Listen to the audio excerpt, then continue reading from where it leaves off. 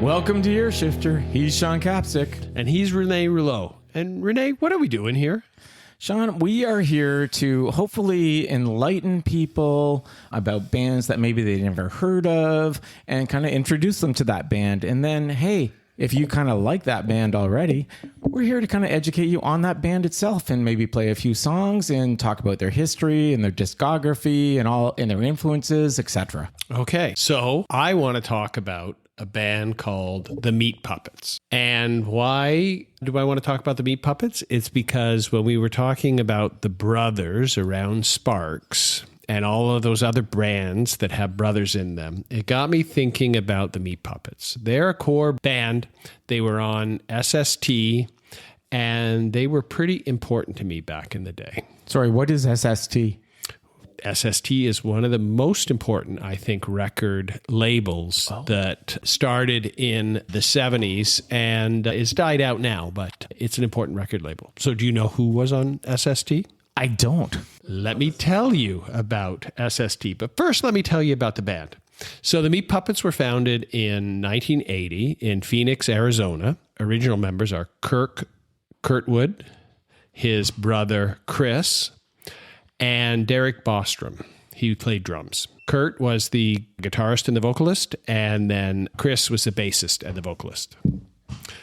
So they met Bostrom when they were attending high school. They later moved back to Phoenix, and they practiced in a backyard shed behind Kurt's house. Kurt was into Led Zeppelin, ZZ Top, Bowie. Bostrom bought punk rock records, and Chris was initially skeptical of the whole thing in punk rock, but he joined in. After briefly considering, and I think this could have been not as good a name, but the Bastions of Immaturity as their band name, they chose the Meat Puppets because that was a song that Kurt had already written. I love the name. We are all Meat Puppets, Sean. We are all Meat Puppets. I love that name. It's one of my favorite band names, honestly. I think they went right with the Meat Puppets name. That were right, but they were misfits. And they were hippies in the hardcore scene. They played just whatever they wanted.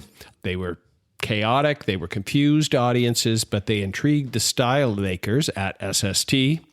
And why I think they're so important is they really embraced this freedom, this outsider status. They rejected that hardcore orthodoxy at the time in favor of surrealism and making do whatever they want.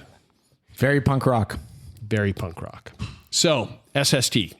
Greg Ginn. Do you know who Greg Ginn is? I do not. Okay. He was the guitarist of Black Flag.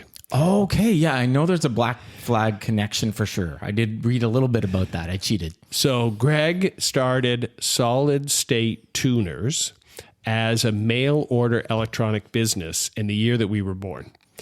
In 78, he translated this to music. So he made money selling like tubes that people couldn't find, right? You remember you used to go into, like, this is like a vague memory, like this is before our time, when in hardware stores, they had tube testers. Yeah. So he did a mail order business for tubes. That's hilarious.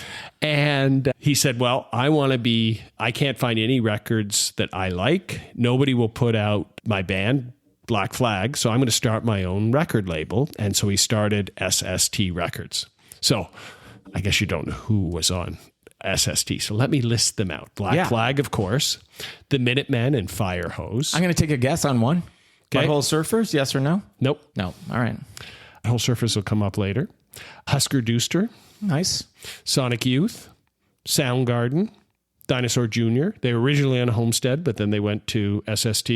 And Bad Brains. That was just a few. So this was a serious record label. I mean, these were bands that have gone on to shape, the punk underground in the 80s and, really influence what we are doing right till today. That's a seriously impressive list. It really is. Rene, I got to ask you a question. We have used this term pretty indiscriminately over these last few episodes. And that's fine. I think we've used it appropriately. But before we go any further, what is punk? Oh, dude, you're going to put that on me? That's a huge question. I think punk is literally what you said. It's doing whatever the hell you want and you don't give a shit. But also, I mean, it depends on the punk, I think, genuinely. Like if you look at British punk, it was largely political. But if you look at the skate punk, it's It can be political, but it's not necessarily political. And then, I mean, the Ramones, I'm sorry, they weren't really that political either, but the sound was punk. And what they did with their instruments, the fact that they didn't really know their instruments very well, inspired a lot of people to take up punk because they thought, well, if they can do it, I can do it too. And I love that DIY sort of attitude. Agreed. Isn't that I don't know if the stories are true or if it's apocryphal, but the Ramones played Manchester and everybody who was in the audience started a band. Yes. Let's start with the etymology of punk. All right. So the word punk dates back to the 16th. Can we start with the word etymology? That is the origin of a word. Cool. I'm pretty sure I'm using that word correctly. Okay. Otherwise, it means something else, probably biological, that I'll take back. I'm sorry. I mean, you're the engineer. I'm the English major, so I'm going to take your word for it. Punk dates back to the 16th century. It was originally used to describe a prostitute or someone of low social status. And, in the mid 20th century, it was slang for a young troublemaker, a petty criminal, or someone seen as worthless or rebellious. It also appeared in, the prison slang and beat literature used by writers like Hemingway and Burroughs. So by the 70s, it was already a term for outsiders and misfits. And so I think it really fits what that DIY attitude, right? So all those, and let's look at the English punks. They rejected everything going on in the 70s, even though they secretly loved the 70s music and the prog rock and stuff, which is kind of funny. But my thesis, if you'll allow me, is that as a musical style, it was already dead by the time it started. What, punk? Yeah, because punk came from so many disparate things. And, the bands rebelled and they turned rebellion into money. And as soon as that, punk was dead. I believe that's a Clash quote he just did. And look at me with lyrics. You're so good. So the Clash signed to a major record label. Punk's dead. They're on CBS. But I'm so glad they did, because otherwise I would never have got London Calling when I did. So punk as a musical genre is very narrow. I see. Oh, so what you're saying is, by definition, the moment punk becomes signed onto a major record label, it's already dead. Yeah. But they spawned a million of subgenres. I think skate punk is a perfectly good, appropriate way to talk about some subgenres. So being inspired by DIY, doing what you want. And that's why we've used the term so well. So we can call Neil Young punk, even though he doesn't play punk music in any sense of the imagination. But when he sings about Johnny Rotten in his songs and nobody else has any idea, all of his fans have no idea who he's talking about, he's pretty punk. I did not know that. Oh, yeah. Hey, hey, my. That's about Johnny Rotten? Well, Johnny Rotten is rock and roll can never die. I'm Johnny confused. Rotten's in this. I can't quote that. It's is it actually about Johnny It's Rotten? about Johnny Rotten. Whoa, that's kind of crazy, actually. I did not know that. This is the story of Johnny Rotten. Rotten Johnny. Yeah, That's the lyric in that. Wow, I did not know that. Okay. It's better to burn out than to fade away. Yes, most def. Okay. So SST went the same way as punk. They became a corporate record label, even though they said corporate record labels suck. And, if we're talking about SST, Negativland, do you remember Negativland? They were a sample band. I do. So they were on SST as well later. And they did a parody of, they released a single that had U and 2 on the front of it. And they sampled U2, and it had a great voiceover of Casey Kasem. Remember the competitor of Dick Clark on Casey Kasem's, I don't know what his thing, just going on how much he hated U2, just like calling them assholes and all. So did Negativland like U2 or hate U2, or were they being ironic? I think all of the above. Things. And of course, U2's management sued SST. Glenn did the total non-punk rock thing and he settled with him. And then he said, I'm going to charge you royalties band. So at that point, I think SST was over. But it led the way for this DIY episode. Let's go to the first. DIY. Yeah. So let's go to the first 3 albums. Okay. So there was the Meat Puppets 2, and then Up on the Sun. So 82, produced by the in-house producer Spot. I won't play anything from the first Meat Puppets album because they're largely unintelligible lyrics, played as fast as they could. And they, so they were opening up for Black Flag, the orthodoxy of LA hardcore. And they were playing these wigged out country punk songs. Like Cowpunk, right? Cowpunk, yeah. And so Chris DeGo, the Village Voice, gave it a B. I think it's come back, that some people like it. I listened to it after not listening to it for a long time, and it made me smile. There's a song on our playlist, Tumbling Tumbleweeds, which is pretty funny, and they do a covers on that as well.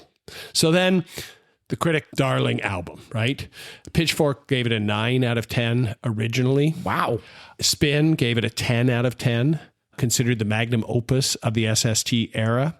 And it, again, just took everything they had from that original album and slowed it down, made it more melodic, and blended more country and more psychedelic in that album. Let's hear the big song off of that record, Lake of Fire. Excellent. Let's hear that.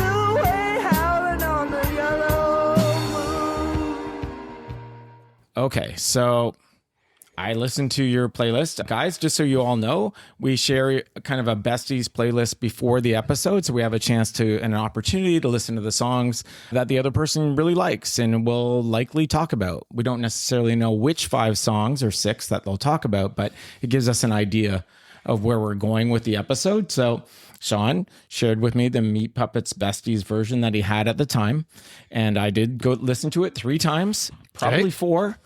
I've never felt like something was homework more than that. Okay, where's this episode going? It's getting messy. But so Lake of Fire, but I did take notes because I wanted to be articulate about what the challenges I had liking this band. So Lake of Fire, I said I didn't like Lynyrd Skynyrd the first time around, and Skynyrd fans, you can come at me. I don't care. But it felt like Lynyrd Skynyrd, and I never liked Lynyrd Skynyrd to begin with. So it's basically blues rock, right? I don't think so at all. I think at the time, this Skynyrd fans would have been like ready to fight you. They would have hated you more than they hate Mr. Young. Because of this song? Because of this song. This was totally, I remember at this time in my life. So there was this totally cool house, totally cool people. And I lived with a guy who was in a Max Webster cover band. Love Max Webster. But Max Webster was really not in the dark and alternative scene, right? So again, Max Webster was, punks hated Max Webster. Max Webster. Yeah. Well, maybe, I don't know. Max Webster was kind of punk. Webster was an enigma. They were glam. They were an enigma. They were a precursor, really. Punk, you wouldn't have really led with your love of Max Webster in this crowd. Fair enough. SST, any SST band, yes. Yeah. And Lynyrd Skynyrd? I remember, Leonard, no. I remember my guy and my housemate at the time going, this alternative rock is just like rock. It's just got different lyrics. And so, Agreed. but it hated, but like Lynyrd Skynyrd people would never have liked it. So I don't think the band, maybe now they would appreciate that controversy. Let's hear the next song. Let's hear, again, just whatever they wanted to do. There's other hits on this, but I picked one of the tracks that I think is again, more difficult, the whistling song. Let's hear their whistling part. Let's hear it.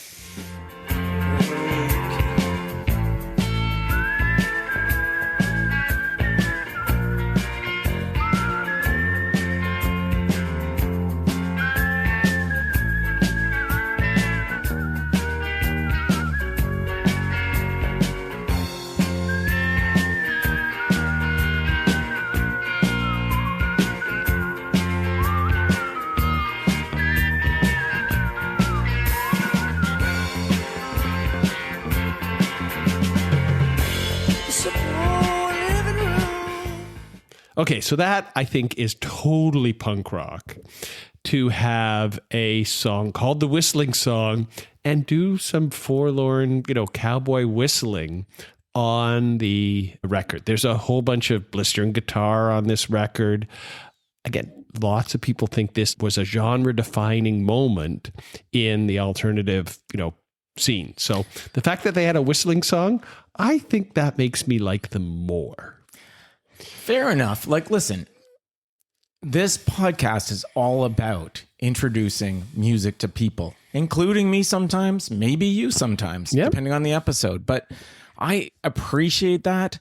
I appreciate that people love this band, and I'm not sending them any ill will. But, for me, it wasn't that. And that's okay. I often talk about with, friends and stuff. I say, music is like food. Like, you can have the best chef in the world create something for you, but if you don't like broccoli, you're going to have a problem if it's a broccoli dish. Maybe, but maybe not. If you had the best chef in the world playing broccoli, you better say, let me try broccoli again. Exactly. And so I truly tried this like 4 times. I'm kind of bearing the lead here because there is one song I absolutely love, which I think we're going to play. And I love it so much that I actually put it on one of my playlists because I completely forgot about it. But that was it for me. But okay, that's okay. So let's get to Up on the Sun. So so Up on the Sun is such a beautiful album. So it was a breath of fresh air. So nobody was playing this cowpunk, psychedelic, sun-baked, lazy, but totally intense music at the time. So let's hear the title cut to the third album. Yes, let's hear it. That makes me happy.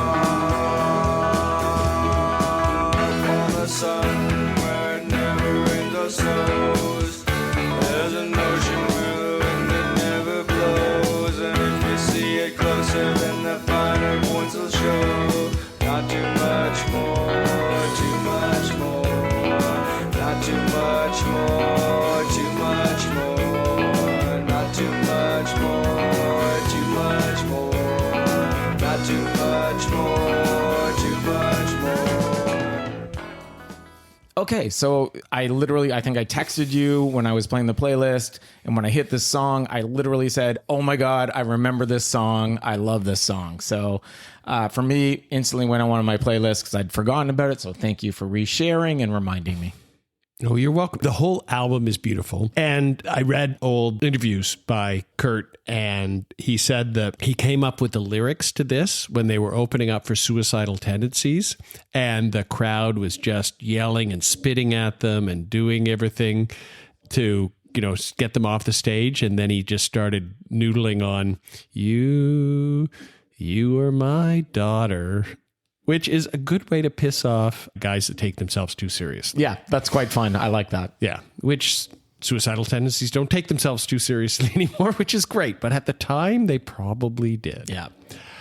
So let's hear another one off the album that also prominently features whistling because it's so good.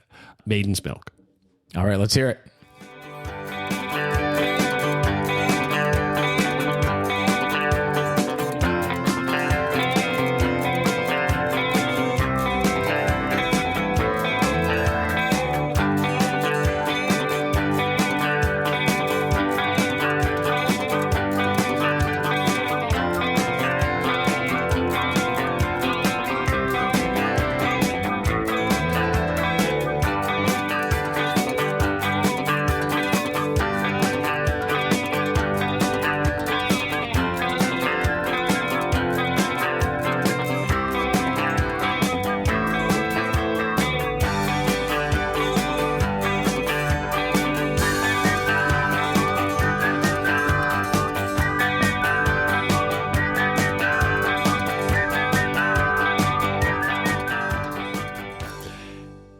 And again, that's why I think it's a genius of the Meat Puppets. So they don't take themselves too seriously. They've got a song that just continues on their whistling theme. As far as I know, there weren't a lot of whistling songs after this, but I just think it's beautiful, the prog rocky, country, like intricate guitaring, and then not taking themselves too seriously, being kind of cowboys on the range. Yeah, and there is a lot of noodling that is undeniable. So that tells me that they're actually pretty good musicians, I'm thinking.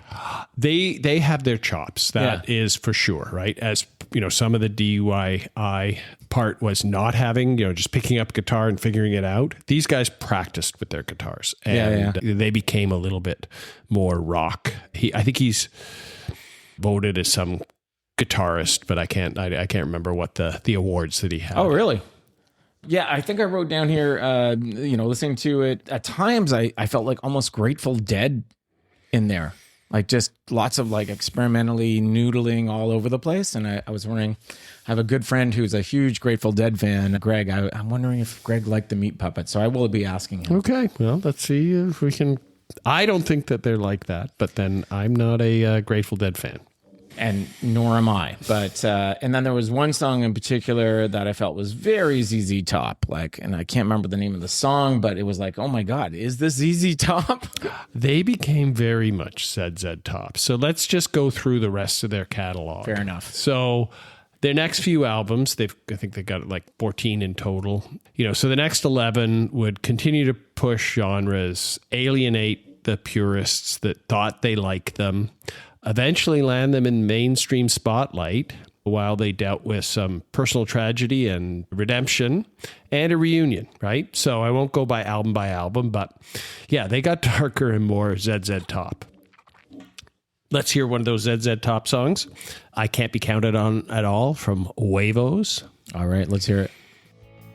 House upon a hill, and the pretty women threatening still.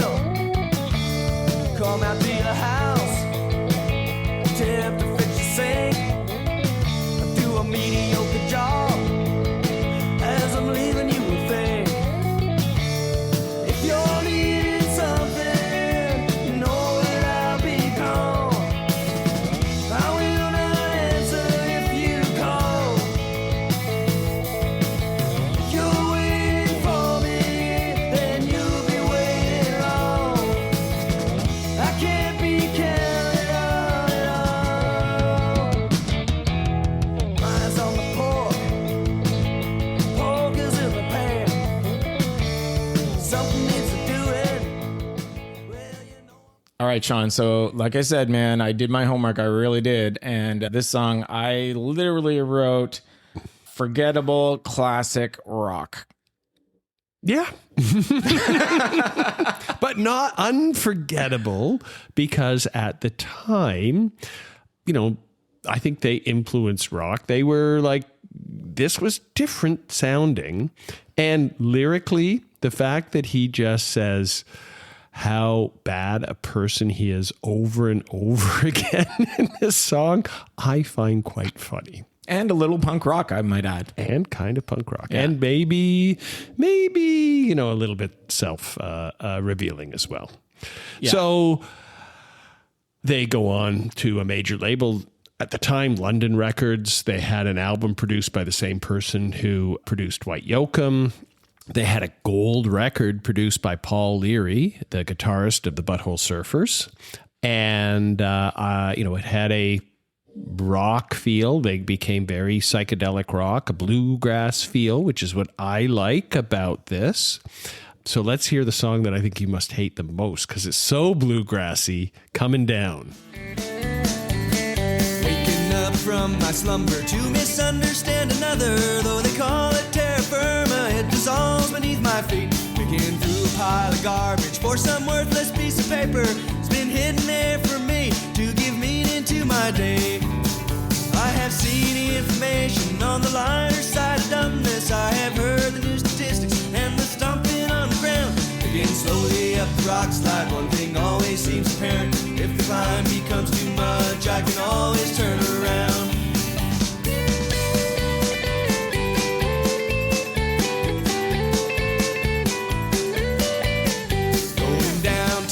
desert, to that dirty, filthy desert. I'll be crawling through the sand for at least a couple days. Going down to the desert, there are things there worth avoiding, and it always makes me cross when them things get in my way. I have seen the information on the lighter side of dumbness. I have heard the new statistics and the stomping on the ground. Getting slowly up the rock slide, one thing always seems apparent. If the climb becomes too much, I can always turn around. Okay, so two things on this song. I actually thought it was a cover because it felt so goddamn familiar and so kind of basic bluesgrass country that I'm like, I Googled it. I'm like, is this a cover? And they're like, nope, this is a brand new song. It's like, sure doesn't sound like one to me. And then the second thing I want to say is at this point in your playlist, honestly, Sean, I thought you were trolling me. I thought you were just like, I'm putting this in because it's going to really F him up. It's going to fuck him up bad. He's going to be so mad. And he's going to ask me if did you put that in just to bug me? You know I wouldn't do it just to bother you. Did you like Backwater? Because that was the hit off that song. We don't have to play it now. But I said more basic, familiar, straight ahead, radio friendly rock and roll. And that is not a compliment. It hit Billboard #2. That is not a compliment. That was by far their most popular song, Backwater. I think it should be up on the sun, 100%. But Backwater, I sing Up on the Sun in my head all the time. But this song, when I'm riding my motorcycle and coming down on the mountain and I haven't died going up, and when I'm going to go up another mountain, it's been in my head for a long time. Since 94, I've been singing it when I go driving my motorcycles. Well, I like that because I love your motorcycle stories and I love that you love your motorcycle. So it gets tragic at this point. The band goes through some personnel changes because Kurt was shot in a post office and then he goes to jail for 21 months. Wait, is there anything you can fill in on that? Like, how did he get shot in a post office? By grabbing the security guard's baton and trying to beat the security guard with them because of probably a misunderstanding. So let's not get into he was in a bad space at that time. Fair enough.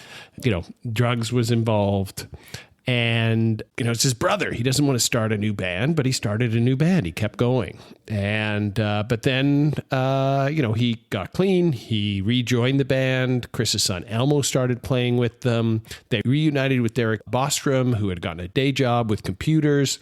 Kept the band going a lot because he managed their webpage. And during all this time, they released records that critics liked, critics really didn't like, but they were inducted to the Arizona Rock and Roll Hall of Fame, the Entertainment Hall of Fame. They rejoined, and then they came out with an album that I had to go back and listen to because I'd missed it when it came out. It came out, and I started listening to it, and then it fell off. But, a critically acclaimed album called Dusty Notes. So let's hear the title track from Dusty Notes. All right. Something in the air. And I don't know why I think, and I don't know why I care, but there's something down the way, so I'm going over there. Music flows through an open door.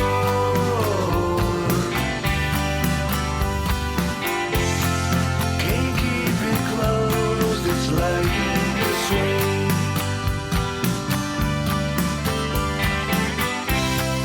Dusty drift across the floor.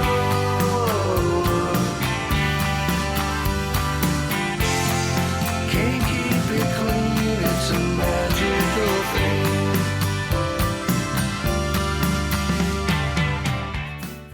Okay, so truth be told, Dusty Notes was not on my playlist originally that Sean shared with me, and I don't hate this song. I don't like it. I would never put it on any kind of, but if somebody played it in the background, I might be tapping my foot a little bit. Because you like a little bit of the country, the older country, with a tiny little bit of mariachi band in there again. I know you, Renee. These are things that really get Renee's toe going. Mariachi and country music, yeah, absolutely.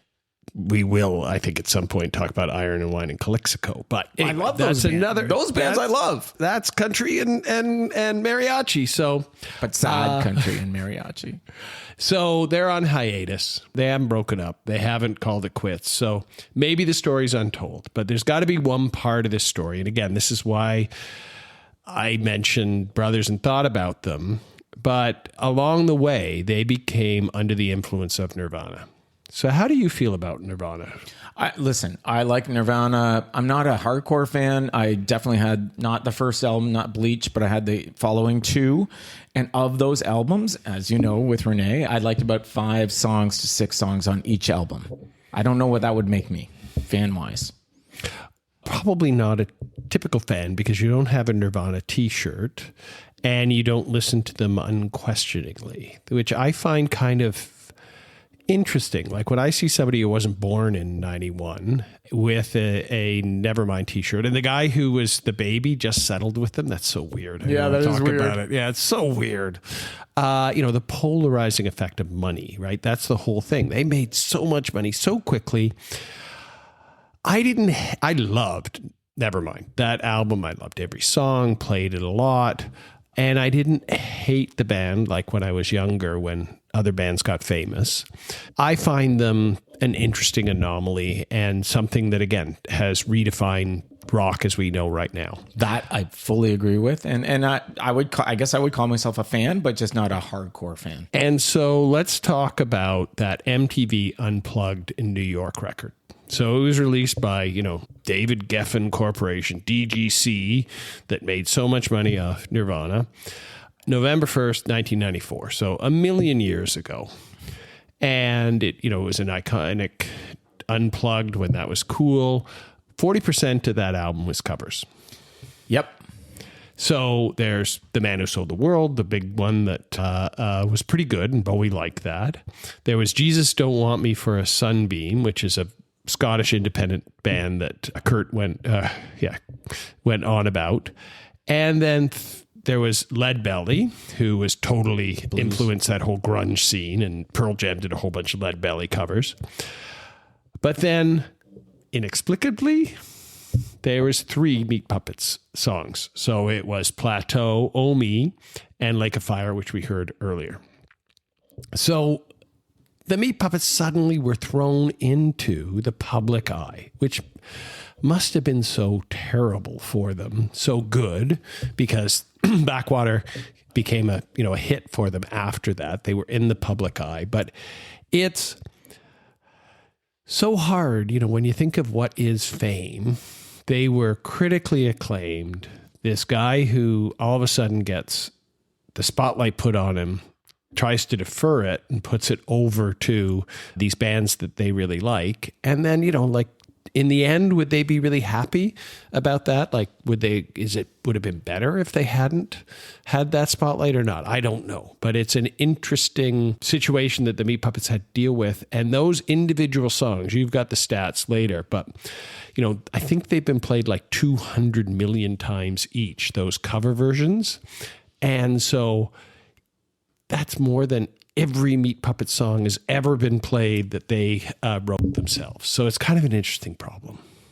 Yeah, I mean, what great exposure to the Meat Puppets themselves. I kind of love that Nirvana did that. Just all overall, just said, okay, we're not going to do a typical Unplugged where we play all your favorite songs that we're going to play those, but acoustic. No, they just said, screw it. We're going to play bands or obscure songs by artists that you might know, and we're going to play those instead.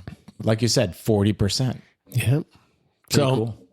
And they were on stage with Nirvana at the time. They were playing back up to their own songs. Yeah, and I'll just add, that is very punk rock, because MTV Unplugged is like, so you're going to play your popular songs, right? But just acoustic. And they're like, maybe. Yeah. Oh, yeah, yeah. Cobain, he did whatever he wanted, right? Unfortunately, he did the worst thing. So let's come back to my story and why the Meat Puppets are so important and why I knew you wouldn't really like some of the songs. So, Renee, how do people court these days? Well, I believe they court through online dating apps. So I'm glad that I don't have to understand that world. But back in my day, our day, when you were recording, there was no way to get around your record collection. Sooner or later, the person whose attentions you wanted to get would see what records were in your crate. Yeah. Or you'll make them a tape. Mixtapes were very sexy at the time, yes. So my wife, I got her to come over to my house. She saw the record. I had multiple record in crates that were from Vortex Records that we've talked about. And she started flipping through them. And the lack of David Bowie in my record collection was almost an irreconcilable difference. I agree. Bowie's hard. I wish there was a Bowie's not I wish there was a hard. podcast back in the day that would have helped me with Bowie. Do you like Bowie now? Yeah, I think he's great. I think he's amazing. Give me your favorite album. I don't know any of the albums. I don't know any of the albums. Oh my God. Okay. All right. No, I don't. Like, I like that Fame when he talks about he's a DJ. Yeah. But the he's, DJ one? Yeah. yeah, Off he's, Lodger? yeah, he's kind of impenetrable. Like, because I don't, like, he was so changed all the time and I didn't understand all those changes. So it was really hard. I like that Changes song. Deanne had to get over the fact that I didn't have any David Bowie. I She need was to a talk to big- Deanne about Bowie because I think we could have fun. But when we first started dating, Deanne had been in Europe and she'd seen the Meat Puppets in Germany. And I guess he played his guitar with a quarter and then he lost his American quarter and then he lost it. And Deanne helps to look for it so he could continue to play. And she thought it was an amazing show. So she asked me if I knew the Meat Puppets.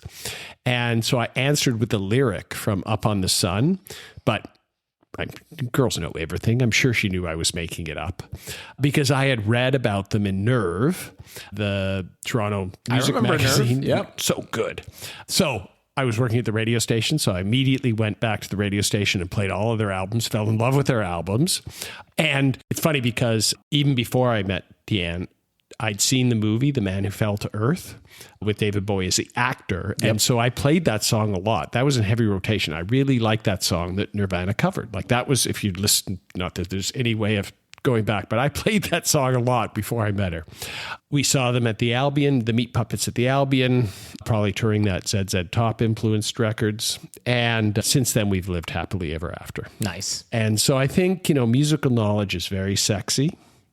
And I'd like to quote the late Dave Bookman when he opened up his Bookies College of Musical Knowledge. Yep. I think he was just trying to help everybody because a good background, knowing the answer to this really does make you more appealing. So before we wrap it up, Renee, what are their popularity statistics? Yeah. Oh, yeah. Okay. So they're not too far off from Granddaddy. And listeners, you could listen to that episode too if you wanted. They're at 370,000 monthly listeners. Granddaddy was at 400,000 at the time. And these do shift, people. Like, you need to know that. But at the time, it was 370. So they've got some popularity. They absolutely do. That echo and their own great catalog has kept them in people's minds. So. And you actually, I'm surprised you didn't mention this, but they actually influenced Pavement, one of my favorite bands. And there were a couple others too. Nirvana, obviously. So they're influential for sure. Influential in the moment at that time. They were influential. That's impressive. And lasting. But I will say this, Sean, this was the hardest homework you ever gave me. I really had a hard time, but I appreciate you. We're good friends and everything's cool.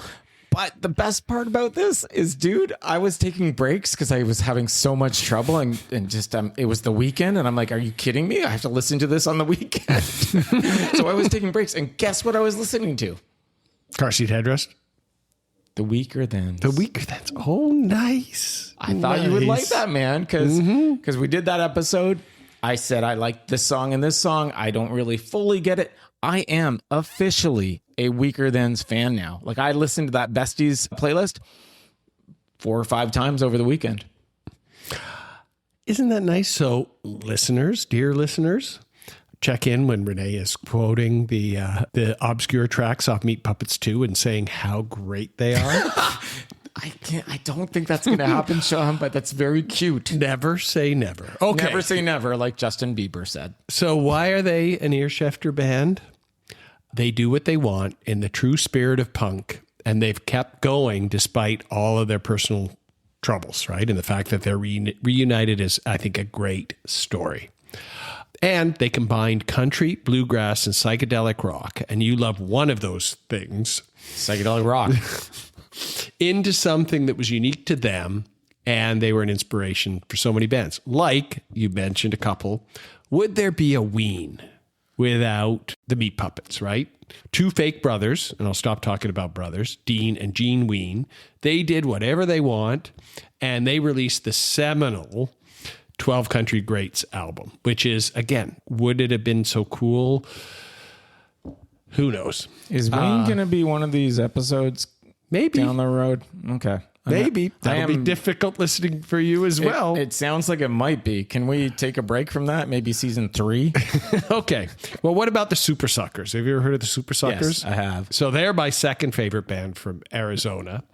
And their album Sacrilegious Sounds, which was also produced by that Butthole Surfers guy, and there's so many other influences. And their Must Have Been High record, their full-on country record, is pretty good too. And I think the most important reason that Meat Puppets are an ear shifter band, if I had not known the Meat Puppet song in that moment, listeners, then my life could have been very different. True.